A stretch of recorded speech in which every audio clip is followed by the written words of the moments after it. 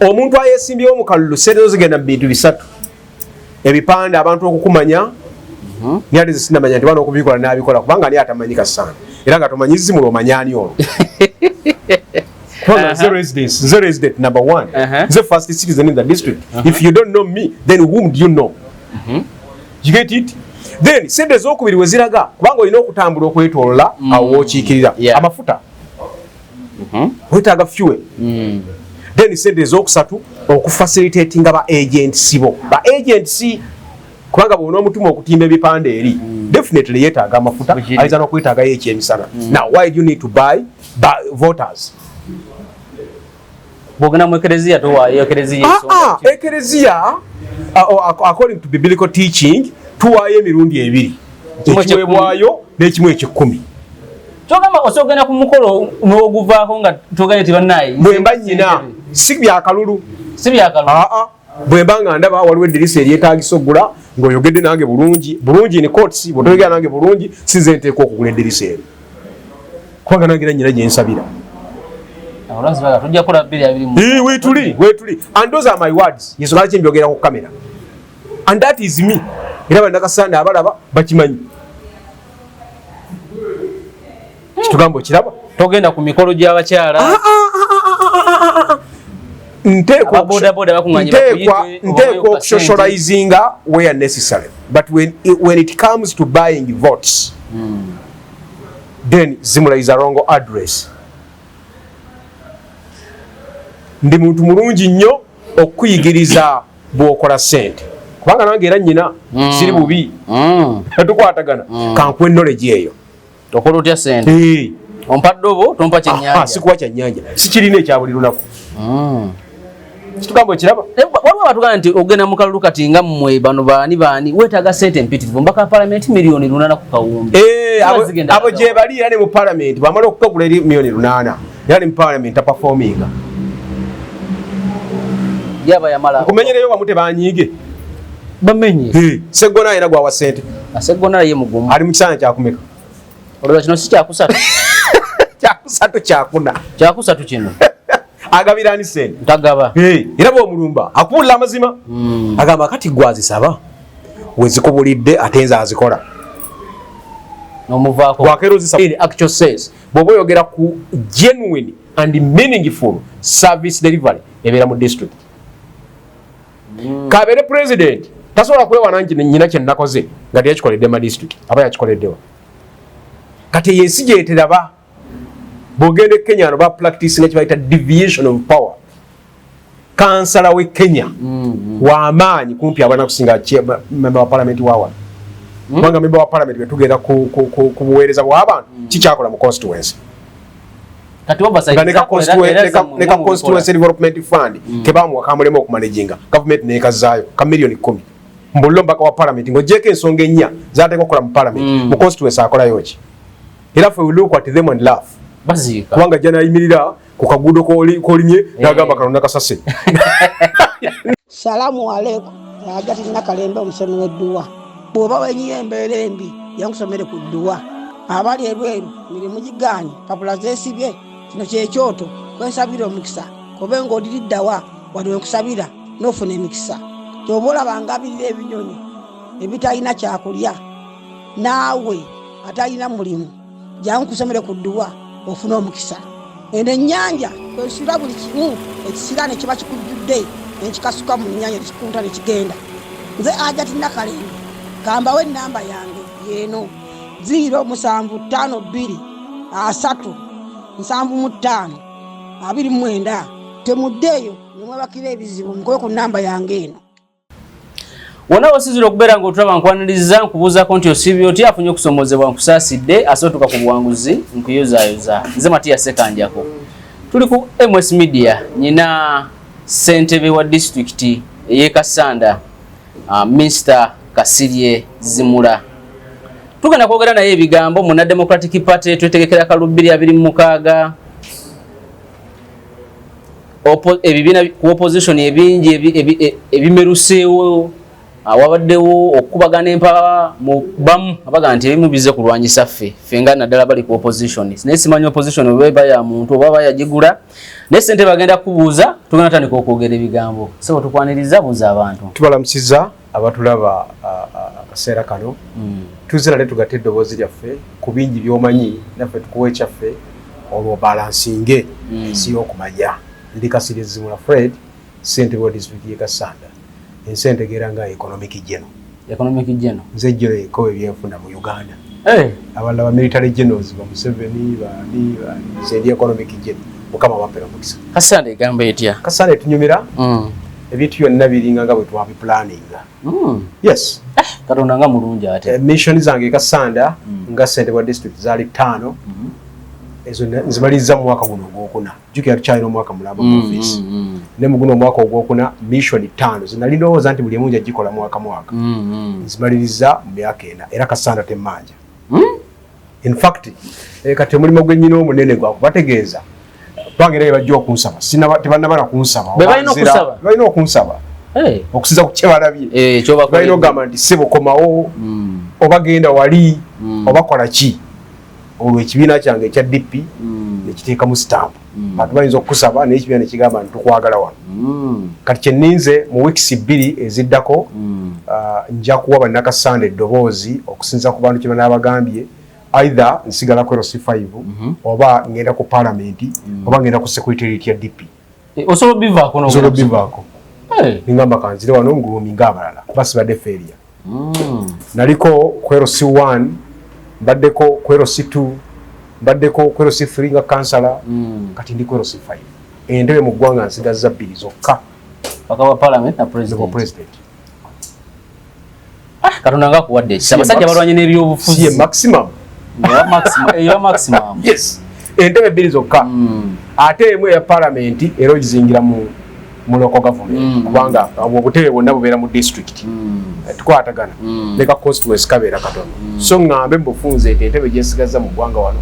yaba president ate nkisobola eyo ngisobola era teweewuunya nga gye bujjeyo mu maaso nga tulangiridde so mission zange I mean 5 mission number 1 e Kassanda nga economist natunuulira ekibba ttaka ekyali mu ggwanga muno nga sirina bulungi busobozi bukirwanyisa mu ggwanga lyonna nengamba nze kankirwanyise waka abali babaagadde okubba enkimankinga mu gye e Kassanda we nagendye e Kassanda ng'osanga ebyalo 6 mu Luka miruka 2 miruka 3 bagoba abantu ku ttaka abantu nga baswala notisi mitwetwe bakwadde wiki emu bakwadde wiki 2 naye economics gwe nasoma ku university atugamba nti the first production factor is land obanga olina kyonolowooza kyonna okola mu nsi y'ebyenfuna bagamba sooka ofuna ettaka bukiri kobenga okola kisaawe kyennyonyi kibuukirako ennyonyi mu bbanga era ziva wansi tukwatagana akati nga ŋŋamba tetulina ngeri gye tujja kulwanyisa bwavu mu district muno omuntu w'omugamba okusimba emwanyi ng'alina notisi tukwatagana w'omugamba leka tusimba olusuku ng'ali ku notisi tuli ffenna nenangira neŋŋamba nti ababbi b'ettaka e Kassanda sisobola bagamba kubba ttaka naye nsobola bagamba nti musengukireko awalala alaba amanyo ga Sekaawo nga wazibu awo ate bweyogera ku manyo ga Seka Nalutundu twalinawo investor nakati gyali bamuyita Abidi Aram eri atamumanyi bifekeera nagagga muzibu nnyo naye nga ettaka eryaffe ate no lyali lyaffe kubanga bwe twogera ku public land tuba twogera ku ttaka lya gavumenti ate gavumenti mu kitundu ekyo ebeera district naye nga n'abamuwaliizi baali mu mugamba do's ne don'ts era ekyo kingi nnyo mu ggwanga muno nti omuntu bw'afuna liizi wansi nga tukuwa liizi kubeerako purpose lwaki weetaaga liizi eno gye tugenda okukuwa emyaka 49 njagala kusimba mwanyi njagala kuinvestinga mu mwanyi nga bw'olaba oliwo emubende gwe bayita Kawere Coffee ndoza yalina faamu y'emmwanyi esinga okuba ennene mu East Africa kwatagana ngenda kusimba mu mwanyi ngenda kukola factory purpose ebeerayo wansi teriyo purpose egamba nti ngenda kuleka ettaka lino liseeka abantu ate mbagobe ninga ne land board yaliwo by then kubanga baali bakusala mu district yaffe nga tukyakolera mu yemubende nga tyekifaawo era zibe natuuka wali aho ku kakawayiro ke nasoma nengamba nti you misused the reason to why we gave you this lease. Therefore tugenda gisazamu ku condition is bid either ekitundu ekyasengamu abantu tulina kisalako ate gwe n'okikola mu buwandiike tizikizo kisalako sagala ogambe nti chairman yanteekako pistol. Two, tugenda ku dissolvinga lease eno kubanga ogikozesa bubi. Agaba lease yasigaza amaanyi agagikulekera oba okugikujja kubanga lease is tendency kubeera bupangisa. Bwembanga nakuwa ennyumba yange negamba tokuba kuba misumaali kuteekayo kateni toduumula nnyo bidongo okitegeera ebitayita mu luggi tobikaka kuyitamu bijja kukutula enzigi naye kusanga ng'obikola tekyetagisa nakukuddiza sente za bupangisa. Your breach of agreement endagaano y'obupangisa tewagitegeera kati kyekimu ne liizi ezo z'olaba zigabwa tebaddamu kusoma ekigendwa kya liizi kyali ki katwogera n'abidi ekyali ekintu ekyamweraliikiriza ennyo ife twayoga nnyo olulimi lwa byanfuna okulembeze bafaawa bangi abazinyisizza amazina amagunju ate nga si baabutiko ogenda wali basika akadrowa nga balaba ekirimu kikukolera ekinkolera nga bivaako kati nze yagenda okurehabilitatinga district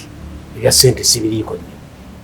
era twagenda okuvaawo agreement ng'ekoleddwa tetuddangamu kullanduulwawo era bwe ntuukaawo neewaana namu nengamba ne president w'eggwanga n'olutawo lwawo lwamulema yakwata emmotoka yali nzibu nnyo emmotoka zonna n'agenda mu kafaaka bati ne bagwa mu magulu gesibo president tuyambe basse chairman waffe ow'ekyalo wano batta chairman w'emyanzi awo attaka eryo chairman president kyeyakola kwe kulekawo Mululi Mukasa ng'akakiiko nti yagenda okukulira akakiiko agenda okunoonyereza nakati simanyi byavaayo kati ku nsonga eyo olaba naye bwe muwangudde oba wamuwangula bwe tuddayo mu kiri kye twagambye nti noba president obusobola tokirabiraawo omanyi mu research tulina kye tuyita random sampling ekyo kyokka kimala sampling eyo emala tukwatagana akati okuva ku ekyo okwetolola district yonna nenkola omuyiggo gw'ababbi b'ettaka na bizibu ki ebireetera abantu ogobwa ku mataka nazula ensonga 3 era nensolovinga. Ensonga number 1 yeeyo gye nkuwadde nti bwe tugaba liizi tugabirako papasi papasi si yagoba bantu ate mu nsonga eyo yennyini bwe tuba tugaba liizi tusindikayo akakiiko kaffe ke tuyita physical planning committee okukakasa ettaka litugabira zimula tereriko batuuze kubanga tusobola kugamba nti investinga ku ttaka lino ate okuli abatuuze makulu gaba tegaliiwo.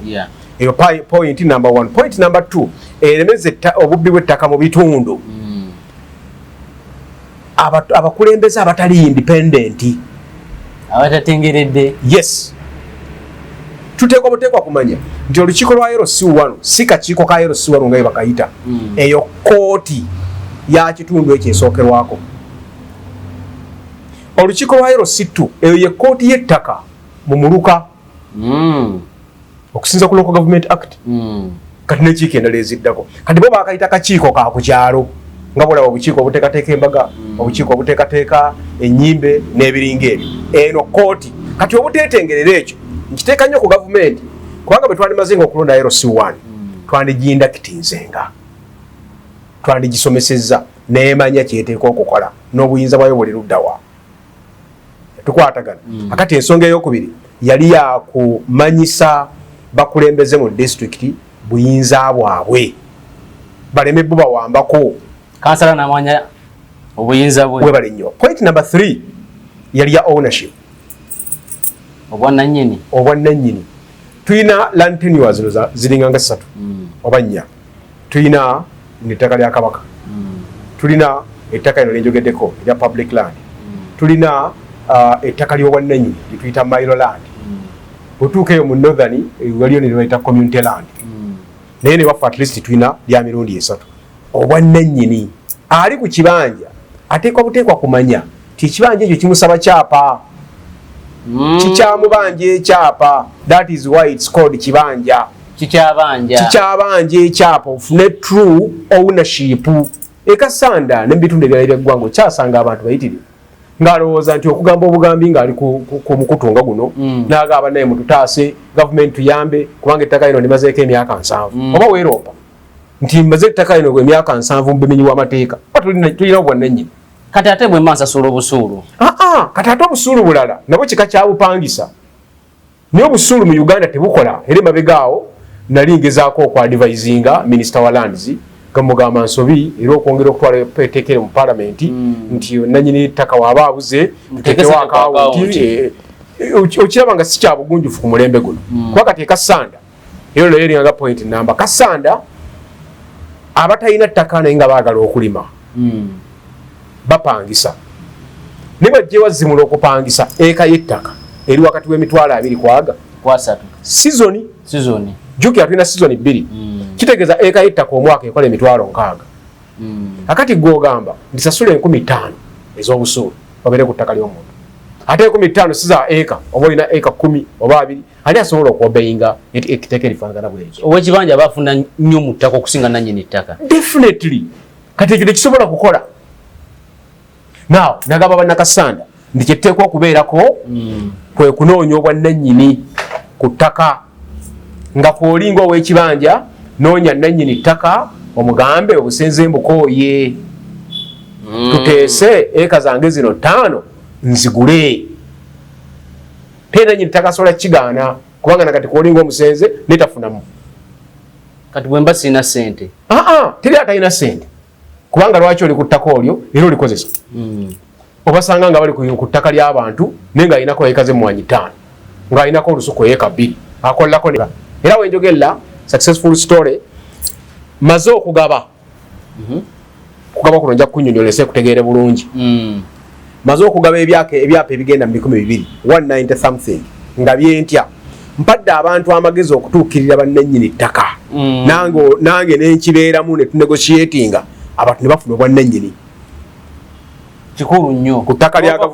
eryaffe erya gavumenti ku ttaka erya kabaka ne ku ttaka ery'obwannannyini 192 land titles bannakasanda bazifunye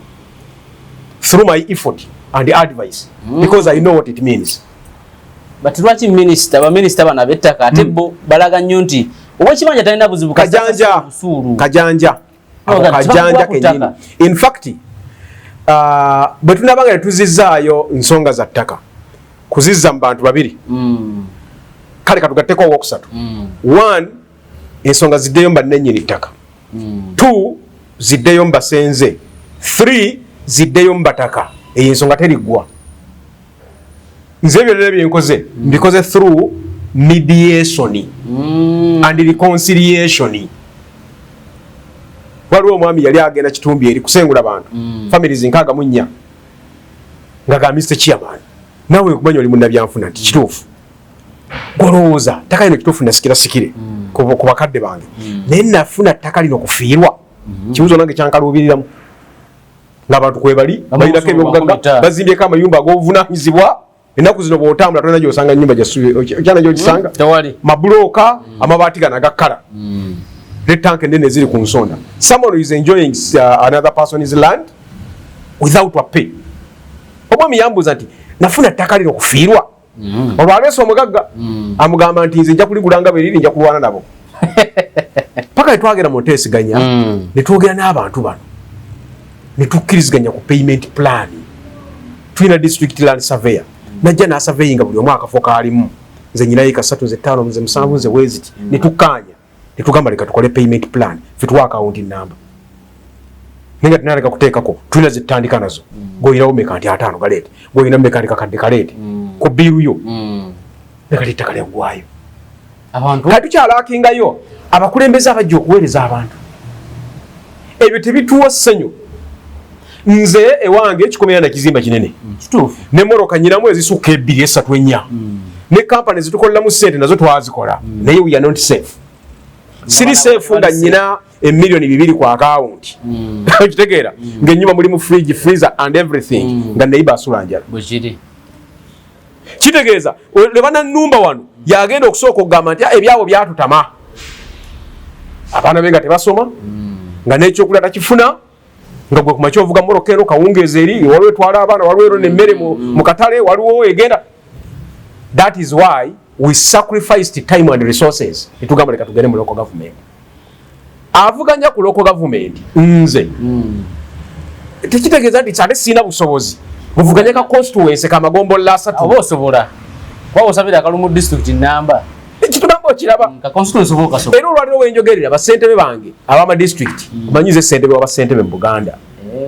basentebe bange 12 bamaze dde okulangirira nti bagenda wa mu constituency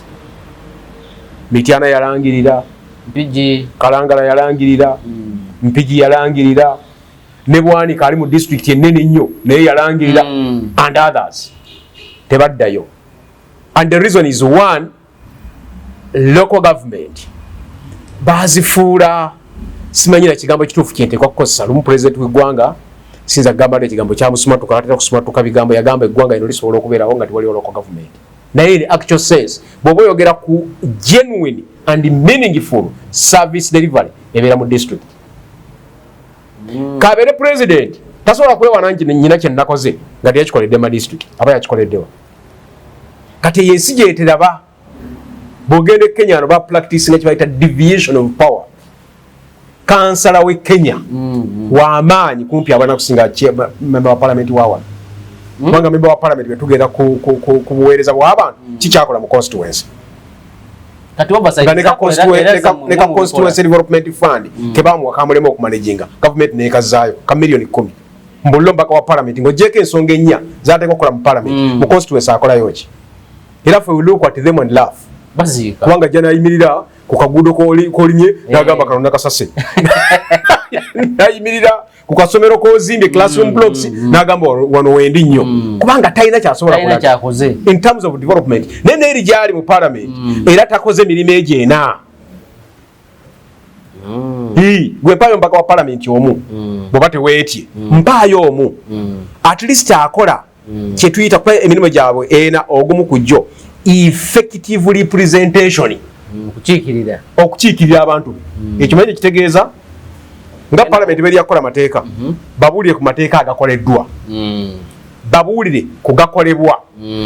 obabuulire n'agaakolebwa batambule n'okumanya ezo tuzita through consultative meetings mbolera gye ziri tebazikuba nga ziriwo mpaayo omu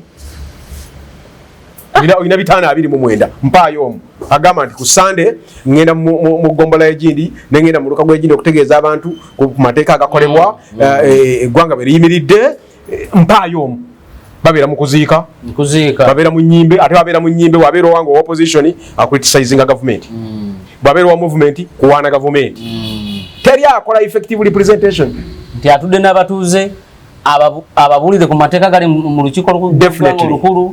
ebirowoozo byabwe teri nakirabako ddeeri ku mulembe gw'abawaswalule Bakeni Lukyamuzi Bansuubuga Nsambu abayimiriranga wano mu Kayembe Katwe ne bagenda mu Ndeeba wali ku Big Ways ne bagenda e Natete ku Kasaawe nga bagezaako okunnyonnyola constituency yayo batambule nayo abaliwo bali mu bukulembeze bulala nnyo tobutegeera butegeera nolwekyo points ennya no nakakuwaake mutenda nakugwayo yattaka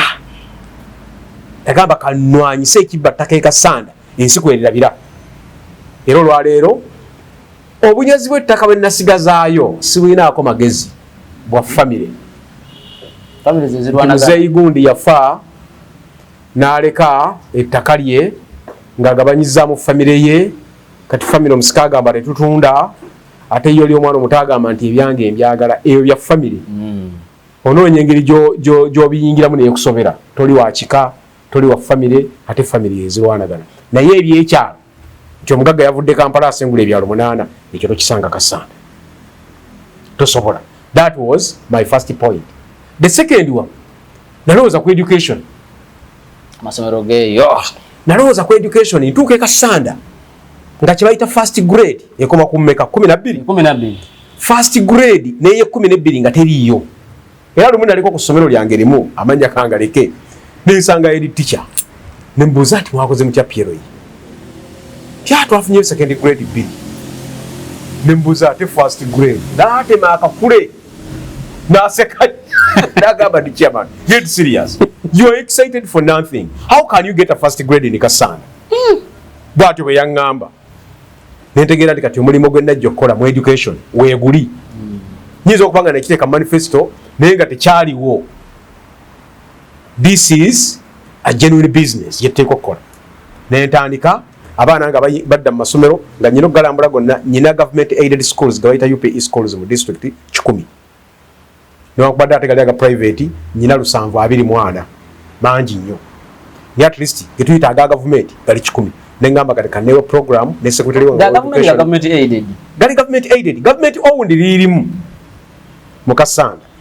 but government aided twaga kazaako linnya lya UPE schools gonna okutwalira wamu. There are 100 in total. Now nengamba kati tugenda kufuuka mulimu gwange abaana nga baddamu nteekwa okugalambula gonna manye engeri gye batandise wakati kati awo nteekwa okuddayo okumanya ebitambula in closure era nteekwa okuddayo nenkifuula kitundu ku mirimu gyange ne executive yange malako omwaka ogusooka nga ndaba ku 8 abaali tebafuna first grade nga ndaba ku 7 malako omwaka ogwokubiri nalabayo ku 4 mu UPE obuna wenjogerero olwaleero nfuna first grade eziri mu 1,015 kutuza abaana 6,500 nendaba 1,015 mu district njogera ku UPE. Problem yali luddawa zali ensonga era nga 3. Ensonga esooka abasomesa nga batambula distance nnene okujja okusomesa weather yokkange emulemesa okusomesa enkuba yatonye nnyo embeera yabadde bweti nalinze kaboda akantwala nga kafu kagaali ke kayononese tukyalina abasomesa abavuga eggaali kilomita 5 ng'agenda ku ssomero. We have them. You get it? Akali kye nasookerako olutalo linasooka okulwana olwo lwagamba nti tuteekwa ka budget kaffe akatono ke tulina tuteekwa okuzimba ennyumba z'abasomesa ne bwe tuzimba single room tuzimba ennyumba z'abasomesa era amasomero ga 10 at least like 65% gayina abasomesa we basula at least abasookerwako basomesa bana 5 nga balina we basula. Point number 2 eyingira mweno attendance y'abasomesa basomesa nga tobasangayo olw'obusongasonga obwenkuwadde naye nga abamu basala amagezi baagenda ne basaba emirimu gyaffe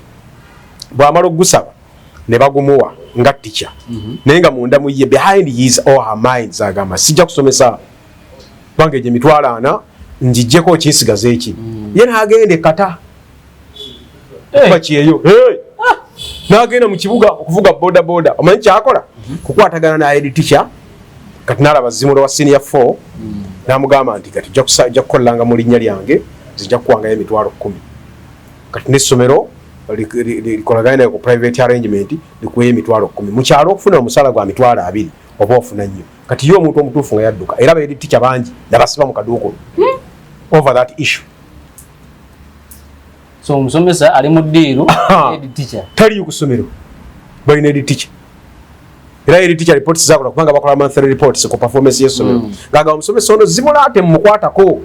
yayimirizawo mathematics mu ssomero naye nga tayagala kubanga we banaamukyusa nti genda egindi ate nga taliiyo anaakikola ati agezaako okukatalizinga. That is point number 2. Point number 3 abasomesa tebababangula abasomesa baffe mu byalo tebafuna ezo refresh courses okumutuuzaako awo n'omugamba nti kati ng'oggyeko biri byewasoma mu college ku mulembe guno omwana w'abaana ayita bino tetubibuusa maaso okitegeera muteeketeeke bwoti kino kikole bwoti butesiti obwo obwenjawulo tu exchange tests owa sapolo kagwa zaakola zirabikeke kasanda omwana agenda okutuuka ku kibuuzo nga takitya olwo nno lwali lutalo kubanga twalinanga ne kabajeti aka capacity building abantu 3-4 abakalya tukwatagana ebyo nno byenjogera. That is the business across the country. Bino jabisanga eggulu ojabisanga nabira tuuku and everywhere ndi ku education tuli ffenna akati challenge endala ennene yali yakulya eyo yankola bubi nnyo kubanga babiri abafe enjala omusomesa n'omuyizi basisinkanye mu class. Omusomesa naye nga lanchi etuuka nga tewali kyakulya atali eki ali ekika ky'omusomesa gyeri kyenagamba ekyavuza akagaali okuva Samuel kilomita 5 atuuke ku ssomero naye nga ate ateeka okukwata mu mwana naye n'omwana naye muyala kati babiri bali ku byabo. Kye natandikirako kyekyokugamba nti Kasanda is a rural district kyokka okugiyita rural district kikikakatako kumanya nti ensi y'abalimi. Why don't we have food at school? Kanerifuuka tteeka nti tuteekwa okulya. Balinanga emmere yaabwe yo nga babuyita buugi. Kanayisika ekikopo ky'obuugi ate nga kali diluted. It's like a tea, diluted. Obuugi nga babuyemu amazzi mayitirivu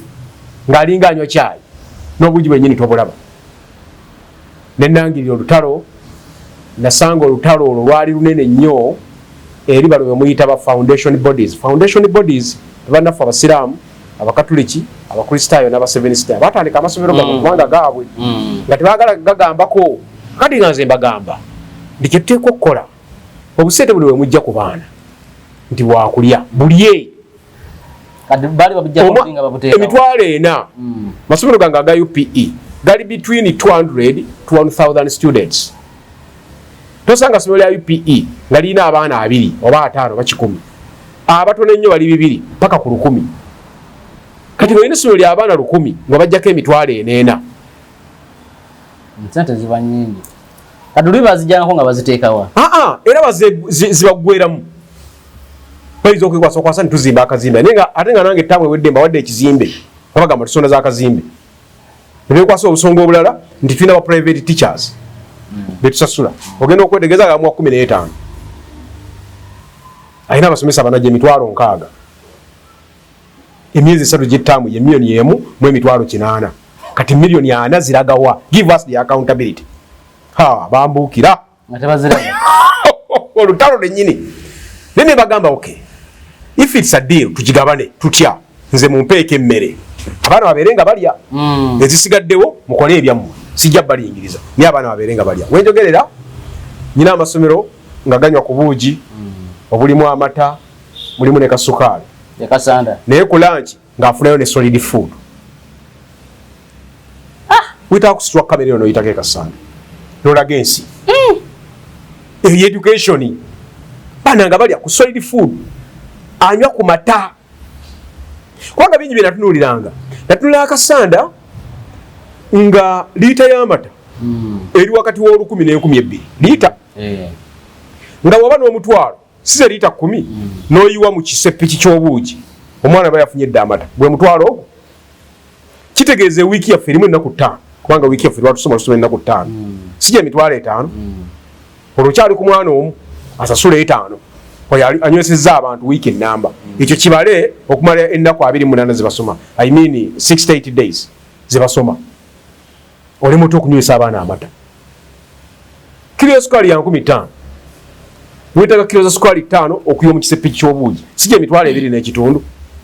Kati essomero tesobola kulaizinga emitwalo 3 n'ekitundu. Liita za amata 10 ne liita za sukali 5. Liba likyasobola okuoperatinga. That was the game.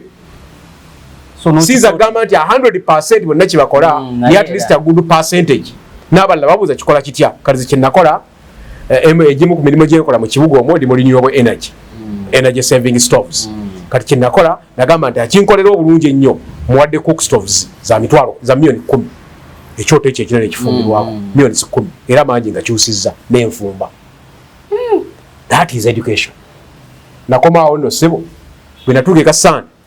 ng'okusanga omuntu alina degree alina kubeera Kampala. Abaliyo nga basomesa ba grade 3 asomye nnyo diploma era be nali nno n'ekiiko zange zino eza tuzita statutory bodies, Land Board, Public Accounts Committee, District Service Commission. Waliwo twetaagiramu ka education nga tubalaba abagituulako ate nga tojja bapangisa bweru nga tubalaba olaba abasomesa Nzaro ye Kasanda nga tubalabikako abalungi abasomasomako nga badduka bali mu bibuga tatuuza degree ye Kasanda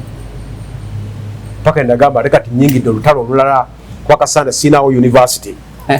kakati kanombe Kampala ate nsagule zi university zinyambeko n'enzirumba ne bagamba nange nze nkulembera rural district ate kasita ogamba nze chairman wa district onyumya naye ng'akugolinga tabira n'ekikyupuli pozi ogere mukulu amanyako gwani kasiizimulanga ateekamu agenda okukonfirming nti ndina muntu mutuufu nga bampa basaliza omutwalo gumu n'ekitundu universities ez'enjawulo sebo tukwaddeyo 2 tukwaddeyo 3 tukwaddeyo bweziti bwenjogerera olwaleero abaana 15,200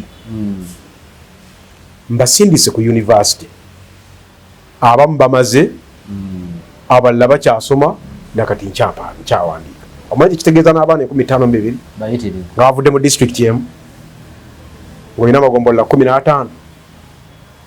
ng'olina emiruka 92 ebyalo 6 kitegeeza oba olina basaries 52 kuba ku byalo 6 buli kyalo olinako abaana abamadiguli eyo second deal education so kati ekyo kikyatambula third one ate UPE kanzineyo katonda nnyo wali ku education nayinamu n'obusungu nga bwa byabufuzi nti kino kibayita UPE it's a democratic party project manya abantu ekintu bwe kibeerawo beerabira gye kyava yali Dr. Paul Kabanga Ssemwogere mu 1996 mu kalulu ako ebiro by'obufuzi tebyaliwo nnyo kubanga biteebwa 2.5 naye abantu balina ebibiina byabwe ku mutima era Paul Kabanga Ssemwogere yali president w'ekibiina kya DP mu manifesto yateekamu agamba nti singa munonda nga president w'eggwanga lino ngenda kukola ekisoboka ndabe nga buli famire njijjamu abaana bana basome ku bwereere gavumenti yange ejja baweerera kandi Zamayi Museveni n'akiringiramu amakulu n'agamba kitegedde nange mba munnonze kyenja okukola lwakuba yakitabula ate mu kifo ky'abana aye n'abafuula bonna ne project ya DP kati abanyumira UPA ennaku zino tomanyi ne gye yava it was Democratic Party manifesto oli gye yatuukiriza kati bwe tuuka ekasaana n'obusungu nga mwebuli nga ngamba project ya DP efeetya nga nze ssentebe ate nga ndi wa DP nteeka okubaako kyenkola era abantu bola abeesimbyewo abayitibwa ennyo ku kaadi ya DP mu Kasanda ebyo bye bajjukira bagamba eno pate ya buvunaanyizibwa nange nasomera mu UPE n'omwana nga asomera mu UPE kati abo tebeetaaga nakugulirira already we paid them with education, primary education. Nolwekyo that was education. Tukyatambula nempulira I have already realized my dream. Tugenda ku point number 3 yali yabyabulamu. Ntambudde nnyo obuwangwa obwo bwa tuwita Schengen countries, Europe, Italy,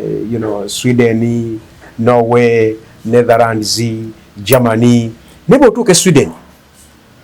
amalwaliro gaabwe abantu tebeerifalinga. Kituyita okwerifalinga okimanyi? Gwe wenyini ne weesindika. Mpulira ndimu olusujjasujja kangende Mulago. Ekigere kino ndoza nakyebakidde bubi kati kangendeko Mulago. You don't refer yourself. There is someone who should do that. Anomanya nti obulwadde buno busaana bali. Kati bwe bakola balina ogumotoka gwabwe baguyita mobile clinic. Basuulako abasawo n'ebikozesebwa ebyangungu ne bavuga ne baga ku Monday tugenda kubeera Lubaga, ku Tuesday tugenda kubeera Makindi, ku Wednesday bwe batyo. Kati abantu ne babakunga ne bagenda ku kisaawo awo nga tent and everything ne babakwatiramu awo gwe kikintu kino asobodde okuwa treatment gwe balowooza nti keesi y'enneneko gwe balifalinga ku malwaliro togenda ku ddwaliro nga tebakulifalinze. Gwe bawa kaadi ne bagamba nti eno keesi ye nneneko ojja genda tukulifalinze ate bakulifalinga mu ddwaliro ze bayita referral hospital zaabwe bakuteekerako ne kaadi ne Dr. Kigono olaba akati gwe buwerifalinga otuukawo ne bikusobera olabaani. You get it? Ogenda kulabaani akati ne ndowoozamu ne ŋŋamba nti mpakase noonye gu medical mobile clinic ogwo naye ntuuka mu Kasanda nga ne gyendifalinga abantu gu mobile clinic osobola okukola gye balifalinga tewaliyo bintu bibiri. Health center yennyini teriiyo naye n'abasawo tebagiraki singa badde ojjukire mabegaawo lwe twakubamu ekirwadde ky'Ebola kyatuyisa bubi kubanga lwali tetweteeseteese nga staffing y'amalwaliro gaffe eri ku 24%. 24% nga n'abasawo bennyini tebaliiyo nga buli kimu kyakuyiiya. Kati bwe natuukayo ate ne nkyusa ekirowoozo ne ŋŋamba no ndowooza amaanyi kale katusooke tugateeke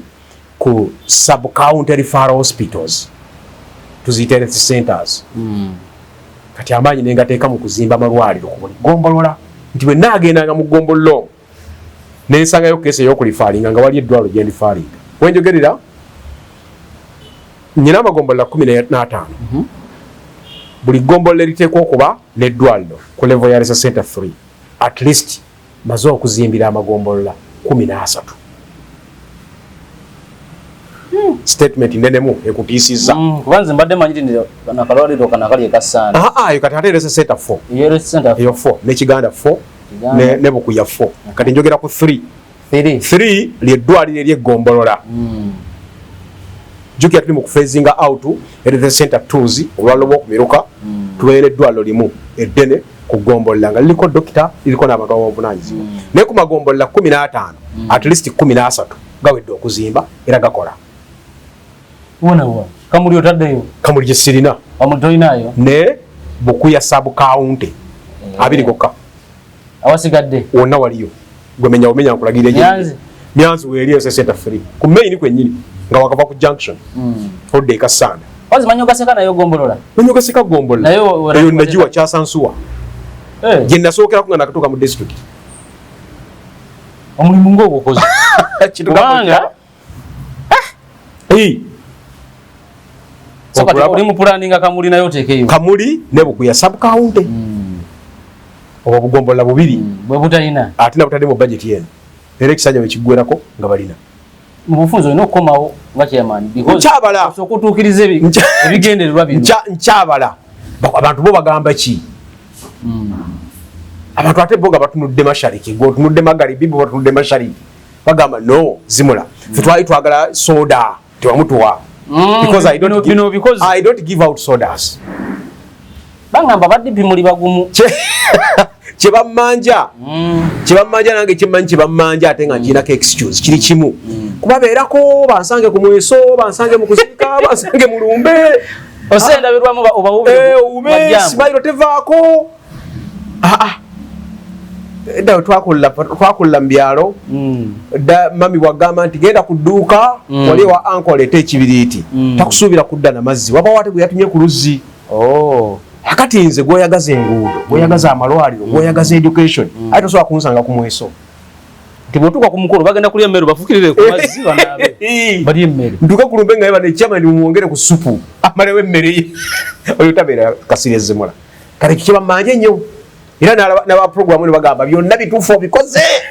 naye tolabika naye bw'ojja wali otuleko otulese otya lwaki totugulidde soda I'm not that type in fact ne mu campaign zange tewagabeera ziri nasomesanga byanfuna nga abantu bava mbayimirizanga eri yakukola ssente era abampuliriza bazikoze naye abalonzi balina kubanga okukwata mu nsawo nzibawe kiyinza okusanyusamu eddakiika ezettaano naye osuubira okudda enkya nebbanga yonna lyolina mu bulamu nze mbeere sosiye ya soda that is impossible kati nyina kuwa capacity how to get more soda than a bottle I have baseseetuka ku ekyo kyoyogerako ffe tulina obbazaayo nze nalabako ku kyalo ewange enkiiko ziri ezibayitanga eza RC resistance councils nalabako abantu ekibinja ky'abantu nga kigenzeewo omutuuze omwo okumusaba abakulembere ku bwero si wanu ng'oli agamba bannange nze mbadde civil servant mpulira kati ke kaseera kange ak'okuwummulamu nti gwe tulonze nga bamufiirako kati bino bagamba nti abantu bansabye abantu beeyogeza bweyogeza nga ani akusaba bakusaba ate n'ofuna obululu bibiri baba bakusabye you get it so nzi kyenjagala okuzzaayo why do you need to buy someone ate omukolere gwe kankuwa ekyokulabirako ekyangu olina omusiri gw'emmwanyi ekamuli olabika kamuli omumanyi nnyo omusiri gw'emmwanyi gw'olina ekamuli nze nenzija nenkeera ewuwo negamba ssebo bwana Matiya njagala kukunogera ku mmwanyi zo nga emmwanyi zino lindamu nkya planning engeri gye naazinagamu entuufu mugamba ssebo zikankuweyo emitwalo 10 onzikirize nkunogere kibala kituuse ku level ndala nze ayagala okukunogera emmwanyi ate nze nkuwa ssente that is the situation abantu basabye ate gwo ogulirira kakati nze nzija kulimira bantu nguudo kukola malwaliro kukola education nga bwe njinyonyodde naye nga ntuuka mu station nga bannange nze okubakola education kamba weeyo ne miliyoni what is that kati ffe eno mu DP si bwe tiwe twakolanga obukulembeze ate ensiga eyo ekyalimu mu batinitini yes era tugenda gisiga nze abavuddeyo ekasanda nze chairman wa DP ekasanda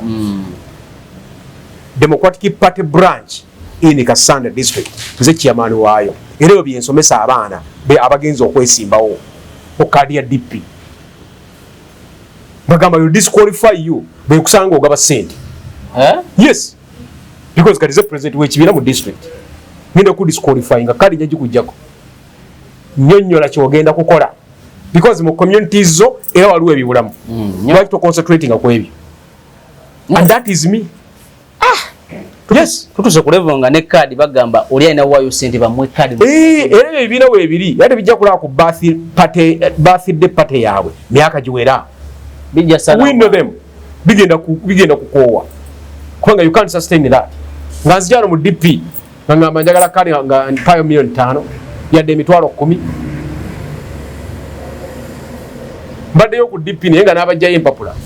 bamugamba tuleeta yadde $10,000 and that is the real politics tisobola kusasula bukulembeze so bana batagaba tetuddamu banenya bebatuufu omuntu ayesimbyewo mu kalulu sente zigenda mu bintu bisatu ebipande abantu okukumanya nyali zisinamanya nti bana okubikola n'abikola kubanga ani atamanyi Kasanda era nga tomanyizi mulo omanyani ono the resident number one the first citizen in the district if you don't know me then whom do you know you get it then sente z'okubiri we ziraga kubanga olina okutambula okwetolola awo wookiikirira amafuta wetaaga fuel then sente ez'okusatu okufacilitatinga ba agents bo ba agents kubanga bwona omutima okutimba ebipande eri definitely yeetaaga amafuta ayinza n'okwetaagayo ekyemisana now why do you need to buy voters bogena mu ekereziya towayo ekereziya according to biblical teaching tuwaayo emirundi ebiri ekiweebwayo n'ekimu eky'ekkumi kyogamba osogenda ku mukolo n'oguvaako nga toganye tibannayi bwemba nnyina si byakalulu bwe mba nga ndaba waliwo eddirisa eryetaagisa oggula ng'oyogedde nange bulungi ni courts bw'otoyogera nange bulungi sinze nteeka okugula eddirisa eryo kubanga nange nanyina gye nsabira weetuli and those are my words yesu lwaki mbyogera ku kamera and that is me era bannakasanda abalaba bakimanyi kitugambo kiraba togenda ku mikolo gy'abakyala nteekwa okusocializinga where necessary but when it comes to buying votes then zimulayiza wrong address ndi muntu mulungi nnyo okuyigiriza bw'okola sente kubanga nange era nnyina siri bubi tukwatagana kankuwa knowledge eyo tokola otya sente ompadde obo tompa kyennyanja sikuwa kyennyanja sikirina ekya buli lunaku kitugambo kiraba waliwo batugana nti ogenda mu kalulu kati nga mmwe bano baani weetaaga sente mpitirivu mbaka palamenti $8,000,000 ku kawumbi abo gye bali era ne mu palamenti bamala okukagula eri $8,000,000 era ne mu palamenti apafominga kumenyereyo wamu tebanyiige bamenye Seggona ayina gwawa sente Seggona ye mugumu ali mu kisaanya kyakumeka olwo kino si kyakusatu kyakusatu kino agabirani sente ntagaba era bw'omulumba akubuulira amazima agamba kati gwazisaba wezikubulidde ate nze azikola n'omuvaako gwakeero zisaba obusabi buli wamu tozirina naye ate nze atuuya n'azikola n'omuvaako bwoli ekyokubiri essente olwokuba tezimala waliwo azibba gwe mwansindika nwanyise munyongere ekisanja nyongere omulwanyisa musobole okuba nazo kubanga amanyi ntitalina busobozi bugabira abantu ba Busiro East sente obusobozi naye abatini tinobawa abatini be baliwa tasula school fees za mwana we tamugulira ngatto waliwo abalala nga ayagala namuweererera mwana ekyo akati ebyo omanyi yali Wakasanda North naye kati yavaayo yalina essomero eryo kati yalitunda emitiyana naye yatwala abaana nga abawa basale kubanga nomuwa akalulu abaana basoma ttaamu emu teyaddamu batwala era abatuuze kye bakola tebaddamu muwa akalulu mu kisanja kati nange ekikola kubanga sikugambye nti abaana 15 mbasindize ku universities basome nyiza okubanga sikutte cash mu nsawo okuteekayo naye nakwatayo amafuta neevuga nengenda ku university nenjegayirira ebasalize ezo kati sitadde sente wuwo oloza buli muzadde Kasanda alina obusobozi obukwata milioni 4 atwala omwana ku university era language gyosanga mu maka ag'enjawulo ndi kati gwosomyeko otuse mu senior 4 nosanga family yonna ya senior 4 kwangu oli yasoma ku fande bakadde bafu batugambanga ati bw'oyiza okusoma ekyapa nugabanira oyiza okusoma akapande oba olina gy'olaga omanya nti lino likwata wa nti ani asasula abasoma ebyapa ku makulu kwanga twagala kusoma kufuna mirimu naga bw'oyiza okusoma ekyapa kale kanone ku banno nawe nolaba nga akoze point naye nga weeri it's better n'okwata omu n'omulinyisa akasozi n'amalako at least nalonda ku banne ne bonna bali half baked akaliza okukwata ecupa ya soda gikuwa nze leka nkwata omwana wo mutwale ku university nga razasudde akomewo akyuse family netuna n'ekibiina akabonero kakyo Lusaniya bagamba nti ebyobufuzi kulya ekikulu olya naani buli omu ajje ku Lusaniya tulye naye yezimula gamba nze kakati abo Lusaniya ekyomukisa bantu baffe tukaddiye nabo mu kibuga bagamba ebyobufuzi kulya bakuleetedde ekifaananyi ekituufu eky'ebyobufuzi zimula byannyonnyola byawukana n'ebyabo era n'abagasimu tebawulira bayinza okuba bagenda bateekawo Lusaniya naye nga bagamba nti tugabane tabeera ku masimu okwo tugabane abeerako ku simu kale osanga n'abakasimu abo nabo bali mu tugabane babagala gabana ggwanga babagala gabana ki tetumanyi n'essimu teggwamu tugabane naye ffe akaffe enkumbi we encourage you to work get a hole funa wolima yesonga lwaki olaba nnwanirira ttaka bwe mmala okulwanira ettaka mpanika akabonero kange nti nkumbi ngonna gy'ogenda okulima akabonero kano kayinza obutakola bulungi nga wali ayina notisi emugoba ku ttaka ate nga nze akabonero kange enkumbi biyinza obutakola bulungi kuvaamu therefore nze akabonero kange is a hole era amagezi genkuwa enkumbi eno gikozese bulungi genda olime emmere n'emmwanyi family eyitimuke tojja kusanga kabonero ka Lusaniya nga kadipi tekisoboka nkwatagana tubadde ku point ya byabulamu nkugambye nti amalwaliro 17 gazimba magombola 15 ogono mulimu point number 4 enguudo